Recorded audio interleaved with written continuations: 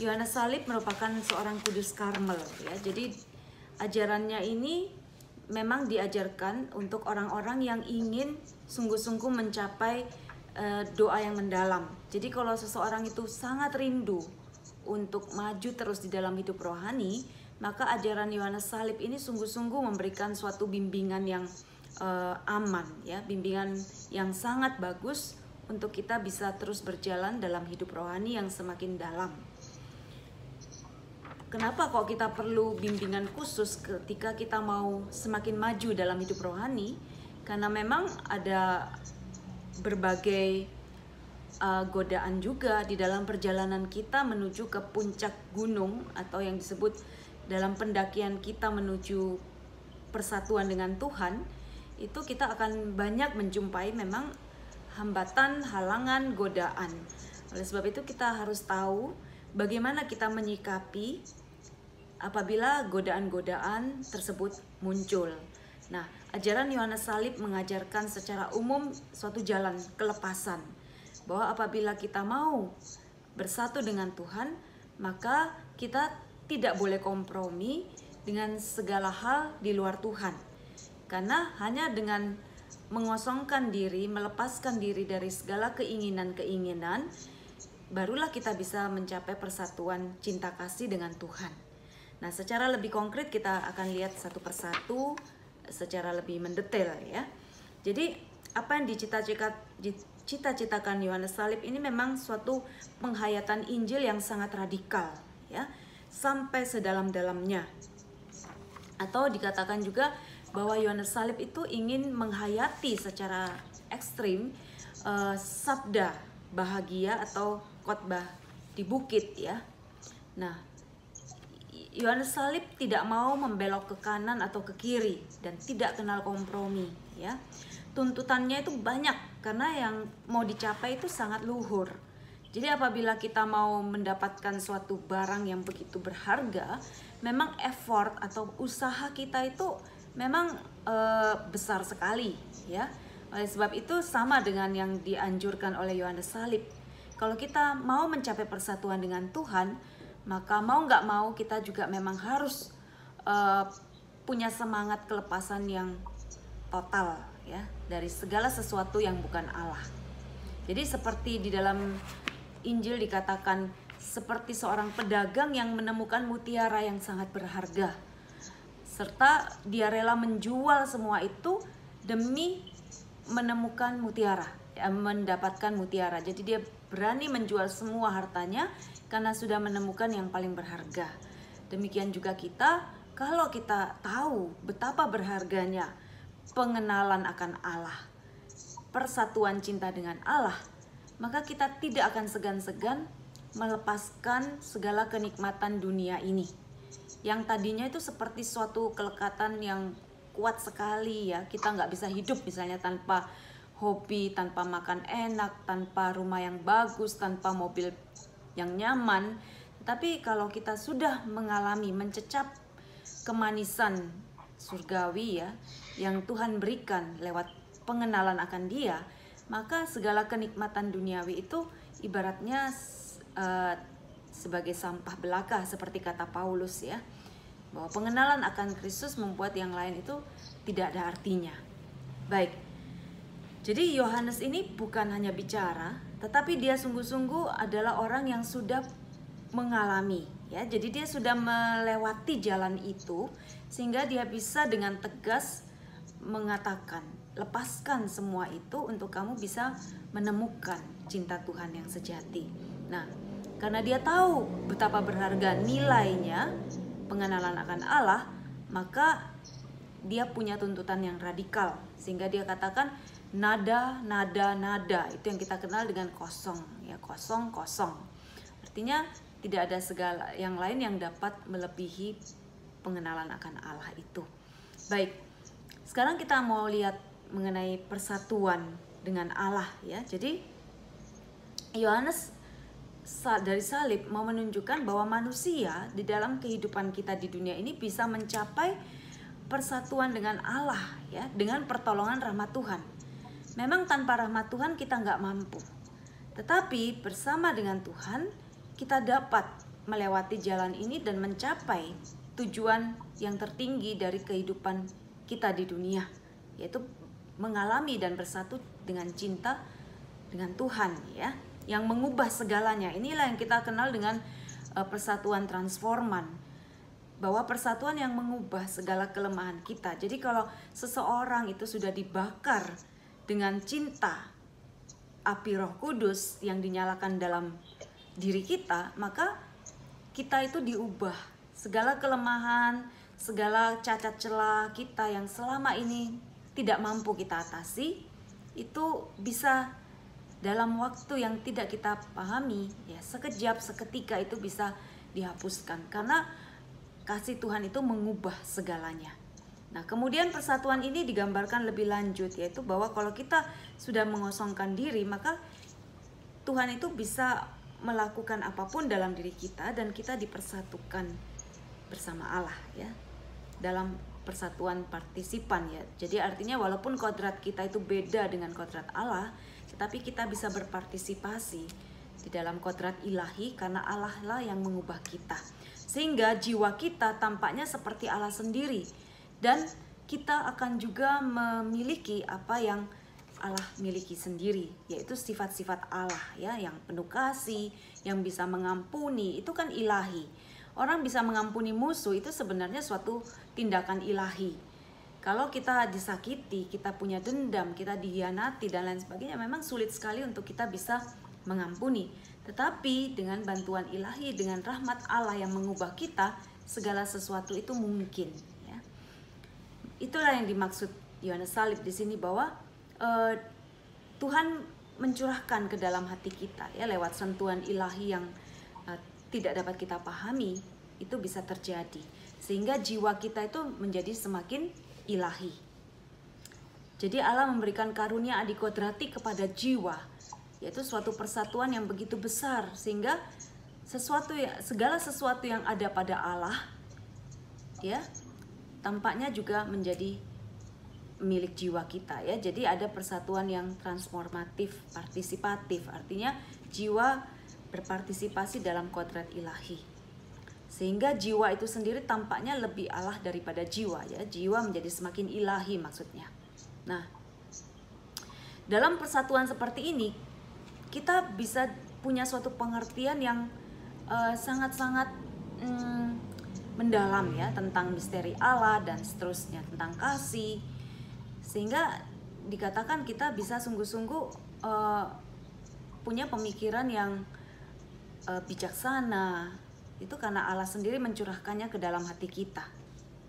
Baik, dalam keadaan seperti ini kita akan lebih mengenal Allah secara sangat mendalam dan sangat mesra, ya. Dan ini menghasilkan suatu sukacita di dalam hati kita. Inilah yang merupakan sukacita sebagai buah roh juga, ya. Sukacita yang bukan ditentukan oleh faktor luar, bukan tergantung orang itu bilang apa tentang kita, bukan soal apa segala sesuatu yang terjadi di luar kita, tetapi sungguh-sungguh karena Allah mencurahkan suatu pengenalan, suatu pengertian di dalam jiwa kita, dan itu membuat kita sangat bersukacita, ya, melampaui sukacita akan dunia ini, begitu. Nah, ini tidak bisa diungkapkan dengan kata-kata. Dalam keadaan ini, Allah itu sering mengkomunikasikan dirinya secara mendalam dan secara rahasia, sehingga kita sungguh-sungguh begitu semakin mencintai Allah, ya, semakin bisa melekat pada Allah, dan pelan-pelan bisa menanggalkan juga segala kenikmatan dunia ini. Jadi Allah itu luar biasa.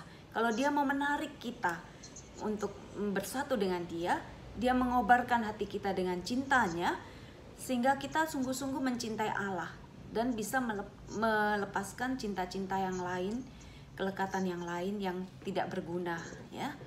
Seperti itu.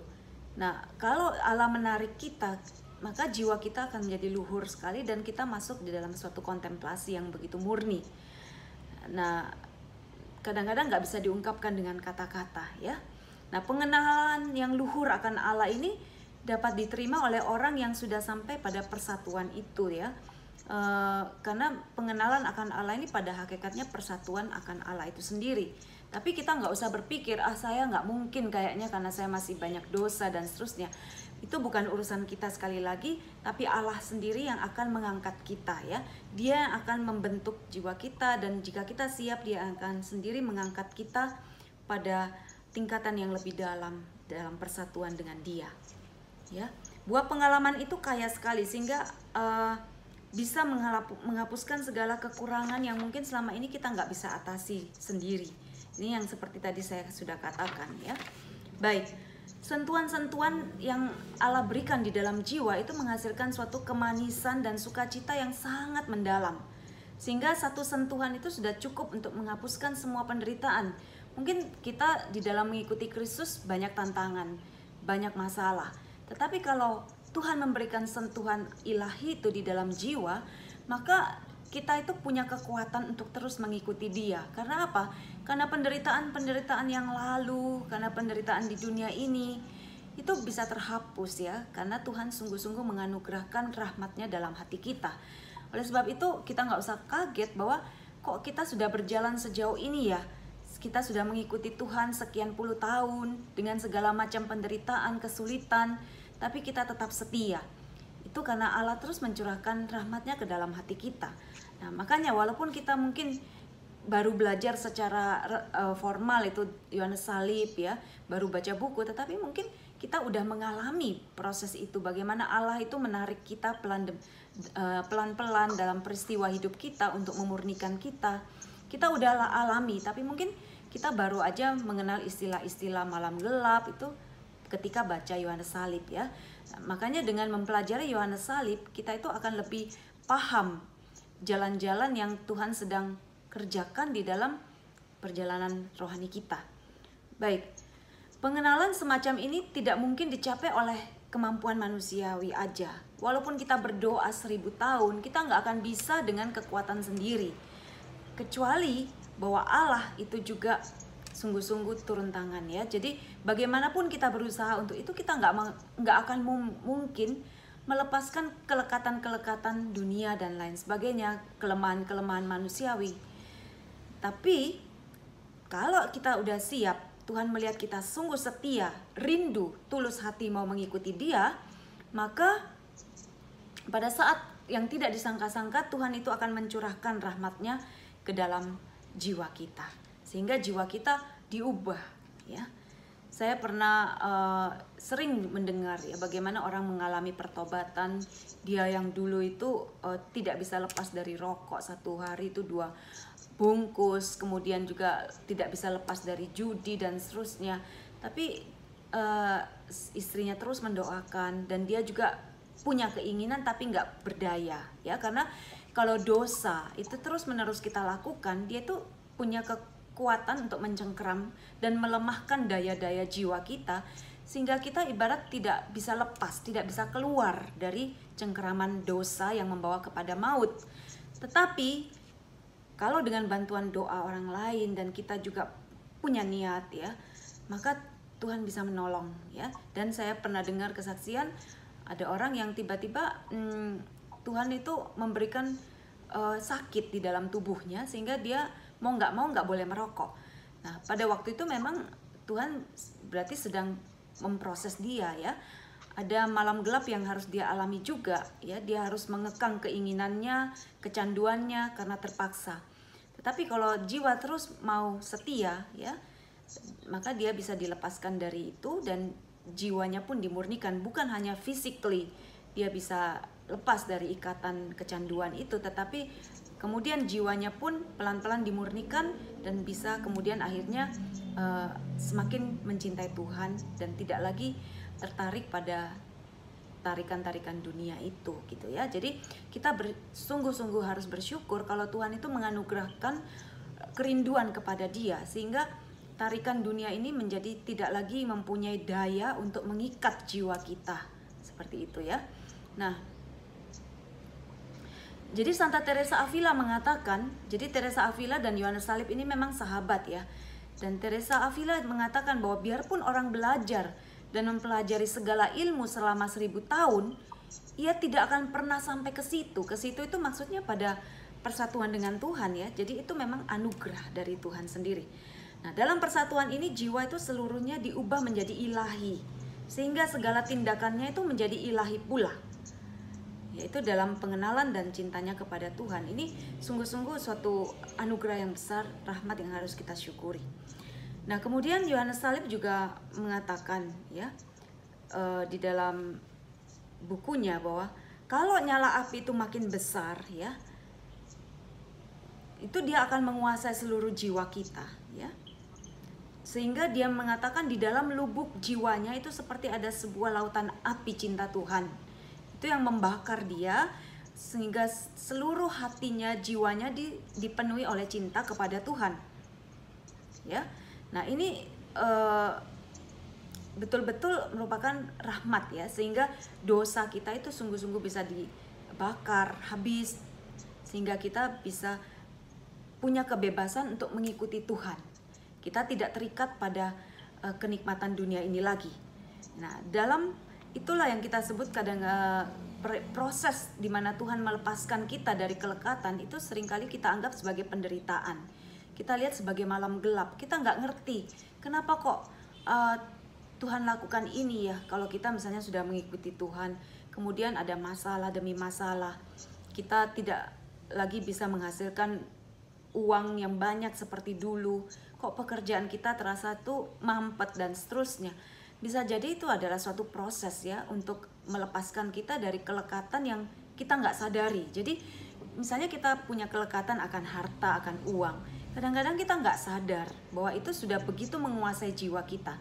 Tapi setelah ada suatu proses ya, kita misalnya bangkrut, ditipu orang misalnya ya, atau pekerjaan kita nggak selancar dulu karena kita berusaha untuk mengurangi praktek-praktek yang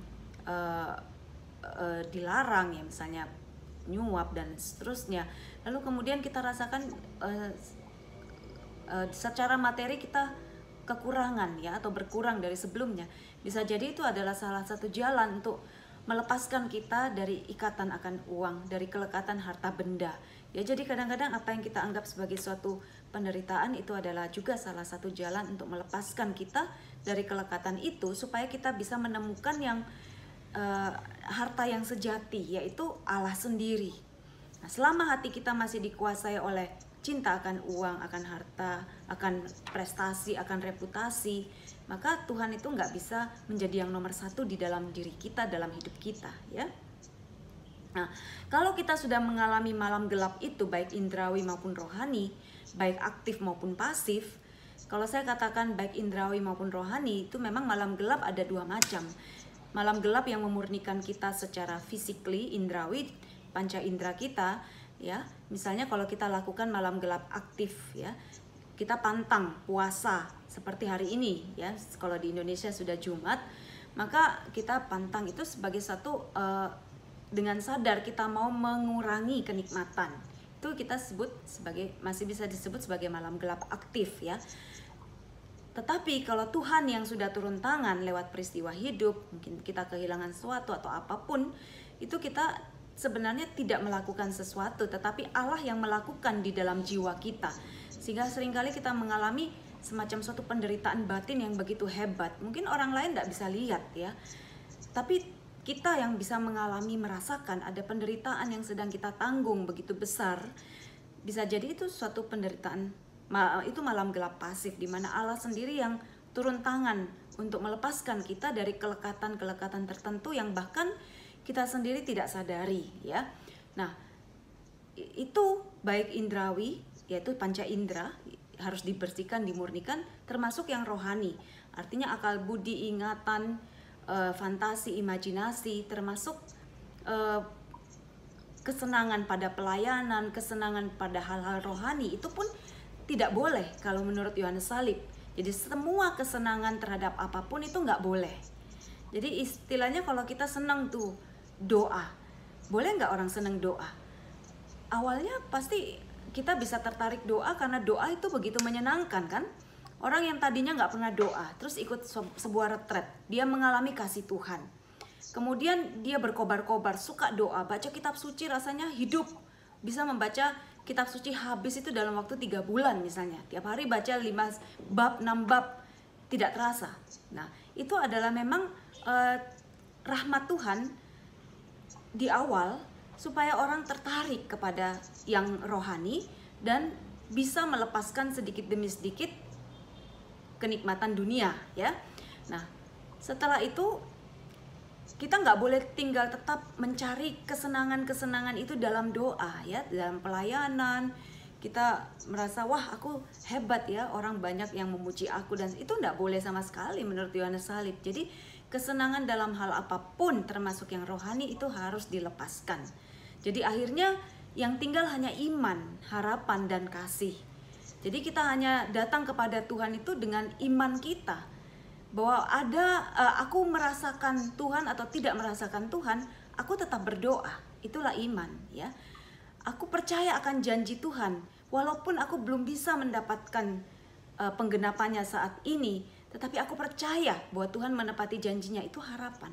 Dan aku terus berdoa, baik aku merasakan kenikmatan atau tidak, karena aku hanya mau mencintai Tuhan, bukan mau mencari segala sesuatu, bukan mencari kenikmatan di dalam doa. Itu berarti kita betul-betul hanya berdoa demi cinta kepada Tuhan. Dan akhirnya Tuhan mau kita tinggal di situ, iman, harapan, dan kasih. Nah, ini kita kalau bisa seperti itu berarti kita memang sudah dimurnikan, ya, dari kelekatan-kelekatan, kesenangan, termasuk kesenangan padahal dunia rohani itu pun nggak boleh menurut Yohanes Salib, ya. Jadi makanya dikatakan di awal, saya katakan bahwa jalan yang diajarkan Yohanes Salib ini benar-benar jalan yang radikal, yang total, begitu, ya. Karena dia katakan yang mau kita tuju itu betul-betul luhur, ya, seperti itu. Nah, dalam malam gelap, persatuan ini adalah persatuan yang menetap, ya. Jadi kita diajak, dibimbing oleh Tuhan untuk masuk di dalam persatuan yang tetap. Sejauh hal ini mungkin, ya, dalam hidup yang fana ini. Nah, hal ini bisa terjadi lewat sentuhan-sentuhan ilahi tadi. Sehingga aktivitas kita itu menjadi sepenuhnya ilahi. Nah, tadi saya udah singgung bahwa untuk menuju ke puncak gunung itu Yohanes Salib mengatakan kadang-kadang orang melihat ada 3 jalan. Ada jalan yang ditempuh ke kiri itu dan ke kanan, ya. Ada kelekatan pada harta dunia, orang mencari kesenangan, hobi, uang, harta, itu supaya pengen hidup bahagia. Biasanya orang kan begitu. Kalau aku punya uang, aku punya harta, aku aman, aku tenang, baru aku bisa melayani Tuhan, misalnya gitu. Padahal kalau kita tidak waspada, maka semua itu bisa membuat kita jauh dari Tuhan, malahan bukan mendekat pada Tuhan. Jadi uang yang kalau menjadi tujuan hidup itu akan menjadi kelekatan dan menjauhkan kita dari Tuhan. Kecuali uang sebagai sarana, tujuan kita tetap Tuhan, itu bisa menjadi berkat. Nah, sebaliknya yang saya katakan tadi, jalan rohani, kelekatan pada karunia Roh Kudus misalnya, pada hiburan rohani, pada benda rohani, itu pun tidak akan dapat mengantar kita kepada Tuhan. Karena Tuhan tidak sama dengan segala hiburan rohani, ya. Nah, jadi jalan yang menuju ke puncak gunung itu betul-betul adalah kelepasan. Bukan ini dan bukan itu. Ini yang disebut kosong, kosong, kosong, nada, nada, nada. Itu yang sangat terkenal dari Yohanes Salib, ya. Bahwa justru jalan yang inilah yang disebut jalan penyangkalan diri, ya. Dikatakan Yohanes Salib, kamu jangan menginginkan sesuatu, ya. Jangan inginkan apapun gitu. Maka kamu akan menerima yang paling bernilai, yaitu Allah sendiri. Nah, jadi kalau kita mau menuju ke puncak gunung, hendaklah kita menyangkal keinginan-keinginan kita akan dunia maupun kesenangan-kesenangan rohani. Dikatakan semakin saya mencarinya untuk barang-barang dunia, ya, semakin kita mengejar barang dunia, semakin kita nggak akan peroleh, ya.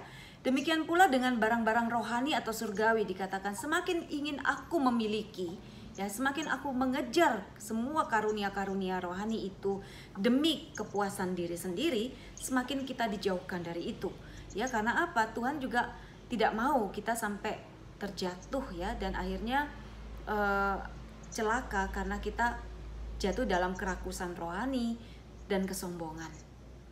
Jadi kita hanya boleh berharap pada Tuhan. Jadi dikatakan tentang barang rohani maupun barang surgawi, maupun barang dunia, baik barang dunia maupun barang rohani, hendaknya kita tidak menginginkannya.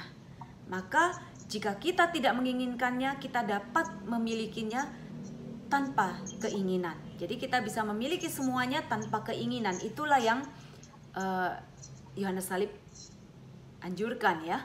Nah, tapi untuk bisa memiliki tanpa suatu keinginan itu terlebih dahulu kita harus menempuh malam gelap ya, menempuh jalan kelepasan. Nah, itulah seperti itu. Jadi segala sesuatu tuh harus dilepaskan demi cinta akan Allah. Intinya begitu.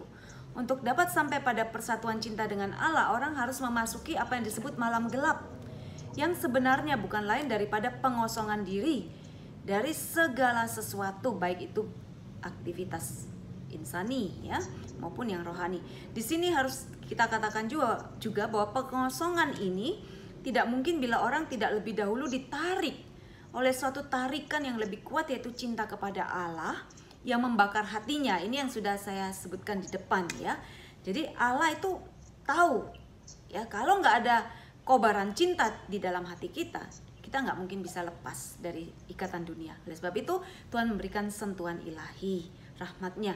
Hanya cinta inilah yang memberikan kekuatan kepada kita untuk mengalahkan daging, mengalahkan dunia. Ya, dan kita bisa dikosongkan dari semua kelekatan itu setelah kita dibakar oleh api cinta kasih Allah. Tanpa pengalaman cinta ini, orang tidak akan mau dan tak akan mampu mengadakan pengosongan diri. Karena itu pengosongan tersebut sesungguhnya bukan lain daripada tuntutan cinta kasih untuk mau melepaskan diri dari segala ikatan yang menjadi penghalang antara kita dengan Tuhan ya. Jadi kalau tadi di awal saya katakan ada malam gelap aktif, malam gelap pasif. Ada malam gelap indrawi, ada malam gelap rohani. Itu semua akan kita alami ketika kita terus setia mau diproses oleh Tuhan ya. Nah, kelepasan dalam bidang indrawi ini juga, kalau bagi para biarawan itu mereka punya kaul kemiskinan. Tetapi bagi orang yang awam ya, kita tetap boleh memiliki harta tetapi tanpa melekat. Ya, jadi dikatakan ya uang itu boleh, tetapi itu sebagai sarana aja ya. Untuk awam, Santo Yohanes tidak menuntut kelepasan materi dalam arti tidak boleh punya materi, tetapi boleh memiliki tanpa melekat atau tanpa mengejar sebagai tujuan. Nah, kita harus menuju kepada Allah itu lepas dari segala keinginan barang duniawi maupun rohani. Ini sudah berulang kali terus ditekankan oleh Yohanes Salib ya. Hanya keinginan akan Allah dan keinginan untuk melakukan kehendaknya saja, itu yang boleh kita lakukan ya. Namun keinginan akan Allah ini pun hanya boleh lewat iman, harapan, dan cinta kasih. Ini yang tadi saya katakan ya, bahwa kalaupun kita berdoa, kita mau melakukan pelayanan, kita mau membaca firman Tuhan, itu bukan semata-mata karena kita mengejar ya pengertian untuk memuaskan intelektual, akal budi, dan ego atau keinginan kita ya. Orang pelayanan tuh bisa karena mengejar happy ya, dia merasa oh kalau saya pelayanan ternyata enak ya, menolong orang miskin, oh orang miskinnya terima kasih, rasanya saya sebagai seorang yang berjasa begitu. Itu pun tidak boleh ya. Jadi tidak boleh ada sedikit pun keinginan untuk mendapatkan kesenangan lewat jalan rohani, lewat pelayanan ya. Kemudian termasuk juga dalam doa. Kita masuk di dalam doa bukan dengan suatu target ingin dapat hiburan atau dapat penglihatan atau dapat sentuhan, tidak. Kita masuk dengan tulus, betul-betul hanya hadir. Soal Tuhan mau memberikan sentuhan ilahi di dalam jiwa waktu doa, atau Tuhan mau memberikan suatu pengertian, mencurahkan kebijaksanaan dan lain sebagainya, itu urusan Tuhan.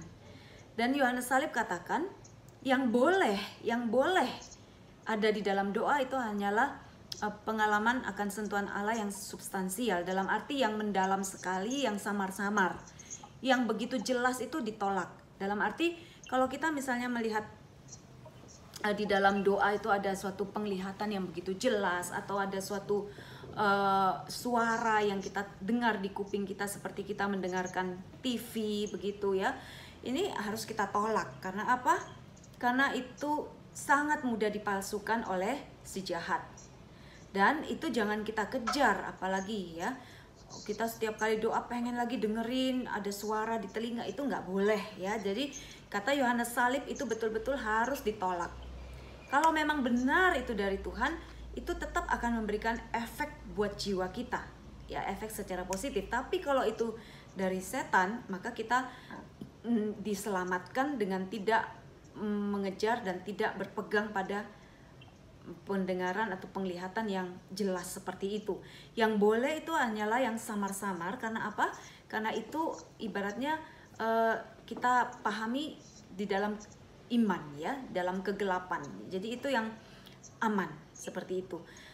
Nah, jadi pengosongan itu harus mencakup segi afektif. Jadi secara emosi kita pun tidak harus merasa harus senang di dalam doa ya. Kita misa, walaupun rasanya datar sekali, rasanya tidak peroleh apa-apa, tetapi kita percaya kalau kita setia dalam iman itu Tuhan sudah mencurahkan rahmat-Nya dalam hati kita ya.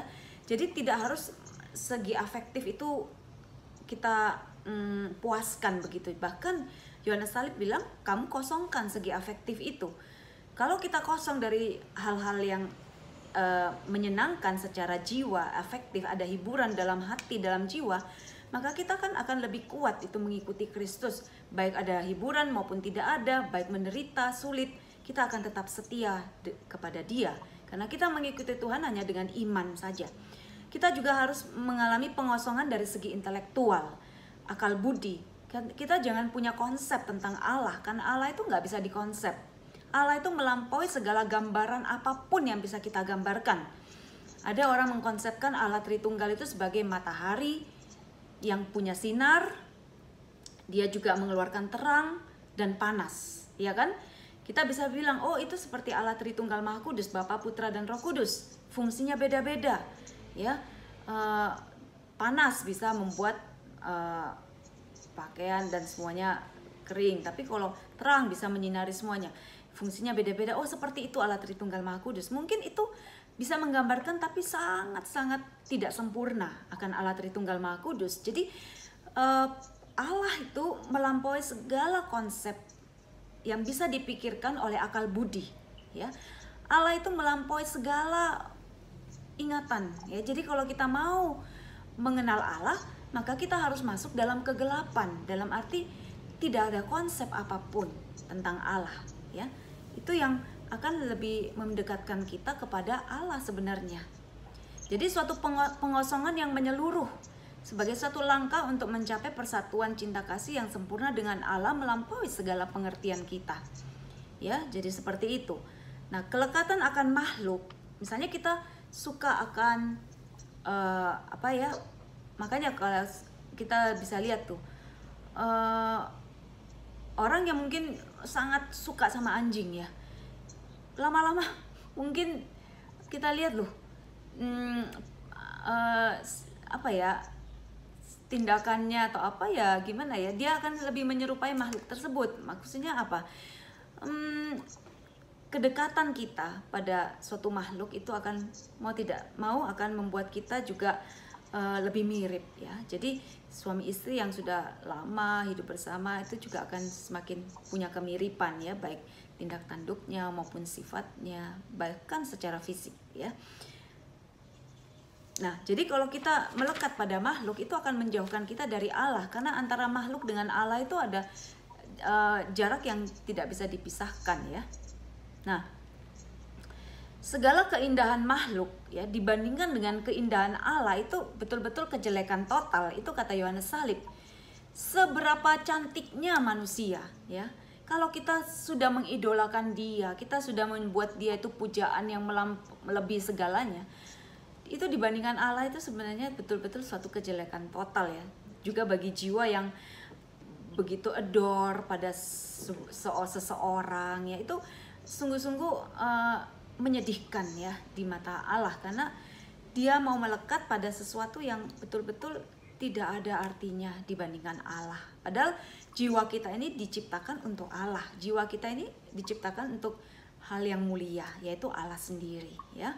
Nah, segala keagungan dan keluhuran dibandingkan makhluk, keluhuran Allah dibandingkan makhluk itu nggak ada apa-apanya, ya. Kekotoran dan kekasaran belaka di hadapan Allah, ya.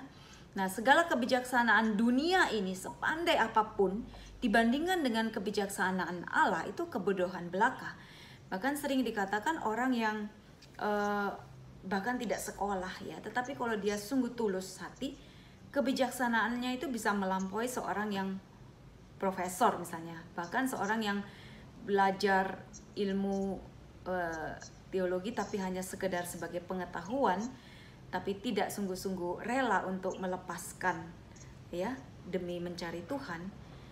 Bahkan orang yang mungkin belajar terlalu banyak dan dia begitu menganggap ilmunya itu yang terhebat gitu, ya, dan dia bisa mengandalkan ilmunya dalam segala hal, itu mungkin di hadapan Allah sungguh tidak bernilai, ya.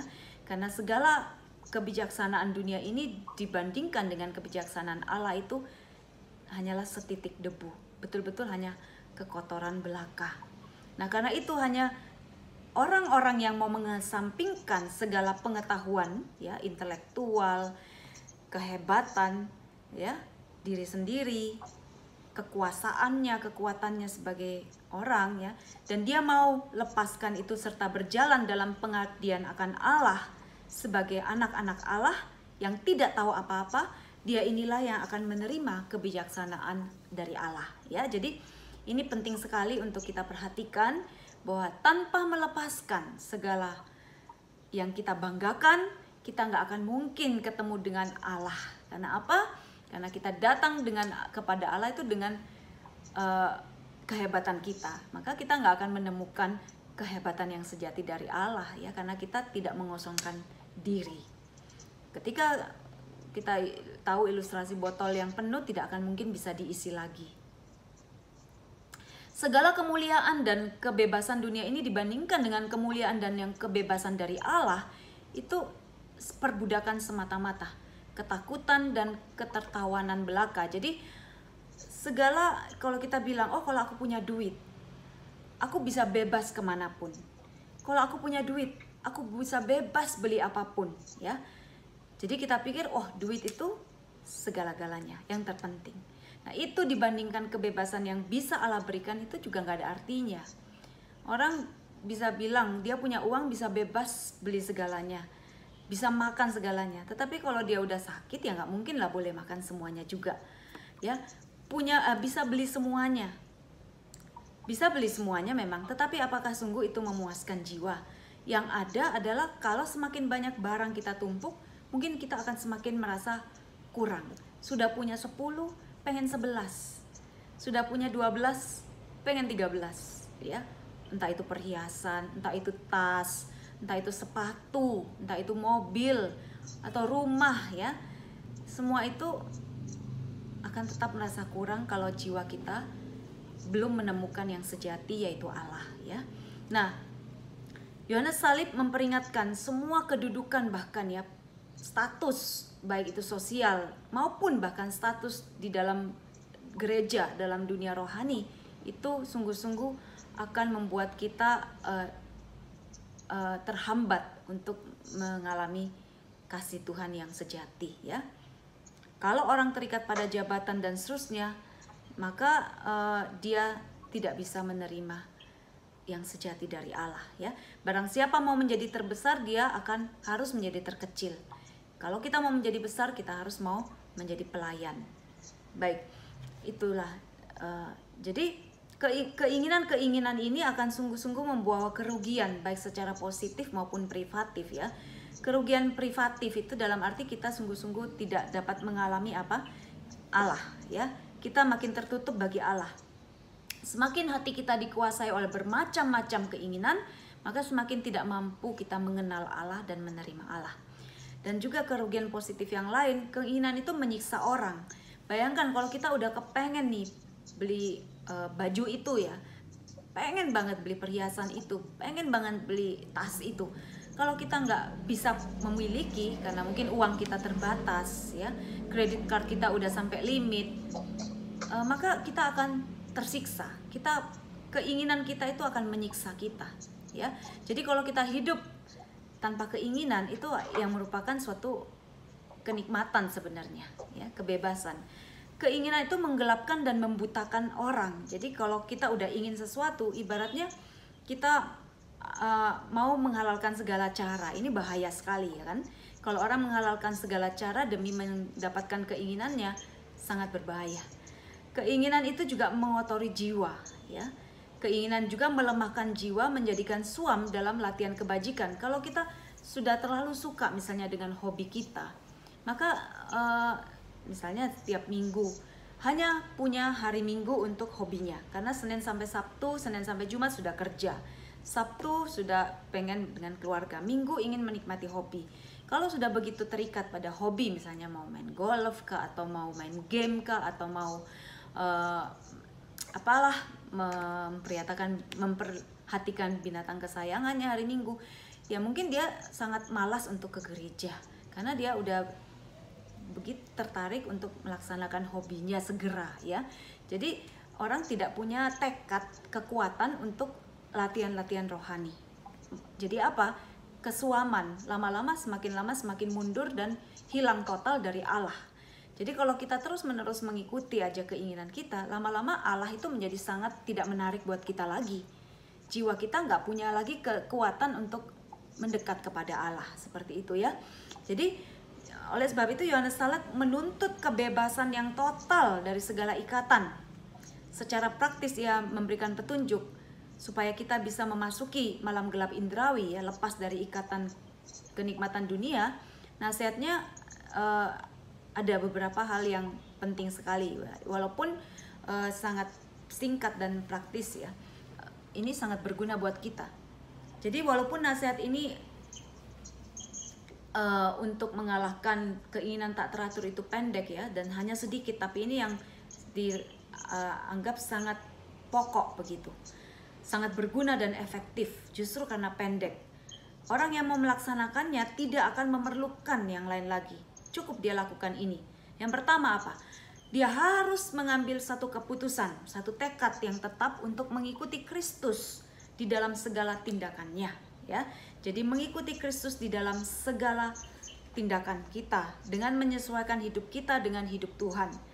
Karena itu kita harus sering baca firman Tuhan supaya kita tahu apa yang menjadi kehendak Tuhan dalam hidup kita. Selanjutnya yang kedua, nasihat kedua untuk kita bisa melepaskan keinginan duniawi atau masuk di dalam malam gelap indrawi adalah menyangkal keinginan kita, mengosongkan diri kita dari segala kepuasan indrawi. Nah, ini pertama-tama kita bisa lakukan memang dengan banyak ugahari, ya, pantang puasa.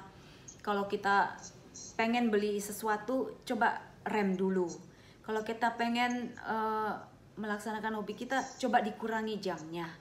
Kita imbangi dengan meditasi, pelayanan, doa, baca firman, ya. Nah, lakukan ini demi cinta kepada Kristus. Jadi Tuhan akan menolong orang yang juga berusaha. Kalau kita nggak berusaha, maka rahmat Tuhan ini sia-sia. Tapi kalau kita membuka hati, walaupun sedikit dulu, rahmat itu bisa masuk, ya. Dan itu akan menolong kita untuk membuka hati lebih lebar lagi. Demikian seterusnya, rahmat Tuhan yang tercurah itu semakin banyak masuk di dalam diri kita, semakin kita mampu membuka hati lagi bagi Tuhan, dan semakin kita bisa melepaskan diri dari ikatan atau tarikan dunia ini, seperti itu, ya.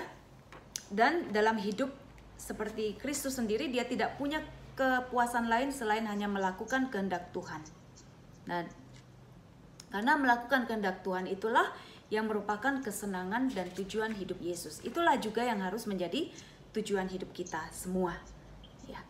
Dan nasihat praktis dikatakan oleh Yohanes Salib, kalau ada kesempatan bagimu untuk mendengarkan sesuatu yang memuaskan telingamu, memuaskan dirimu, namun itu tidak ada hubungannya dengan pelayanan dan tidak ada hubungannya dengan kemuliaan bagi Allah, jangan menginginkan kesenangan itu atau jangan ingin mendengarkan. Ya, ini nasihat praktis dari Yohanes Salib.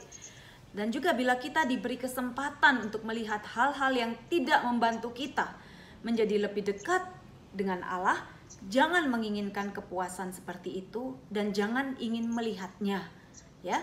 Demikian pula bila ada kesempatan untuk bicara, ya. Perbuatlah hal yang sama. Kalau apa yang kita bicarakan itu tidak ada gunanya buat kemuliaan Allah, hendaklah kita tidak usah bicara, ya. Demikian seterusnya dengan semua panca indera kita. Sejauh kita dapat menghindarkan kepuasan yang tidak membawa kemuliaan pada Allah atau tidak membawa kita lebih dekat kepada Allah, hendaklah kita hindarkan kesempatan seperti itu, ya. Kalaupun kita tidak bisa menghindar dari kesempatan itu, misalnya dalam suatu ruangan, dalam satu pesta, kita disuguhi makan yang lesat, ya. Kita nggak makan kan nggak enak, ibaratnya nggak menghargai tuan rumah. Tapi makanlah dengan ugahari juga, ya, dalam arti tanpa menginginkan, ya. Boleh kita menikmati, tetapi ya udah dengan penuh syukur dan berusaha untuk bersyukur dalam arti tahu batas, ya. Tidak sampai kita berlebihan, dan juga lain kali kita tidak harus kita harus membatasi diri, jangan sampai kita terikat pada kenikmatan-kenikmatan lidah juga seperti itu, ya. Nah, ini penting sekali.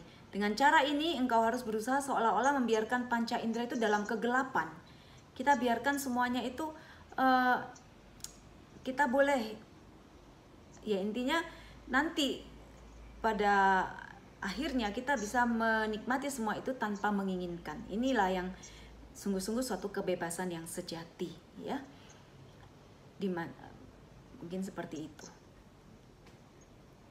Sehingga banyak berkat yang mengalir nanti kalau kita sungguh-sungguh sudah bisa menguasai daya-daya jiwa kita, keinginan-keinginan kita, maka kita akan sungguh-sungguh menjadi orang yang sungguh-sungguh bebas, ya.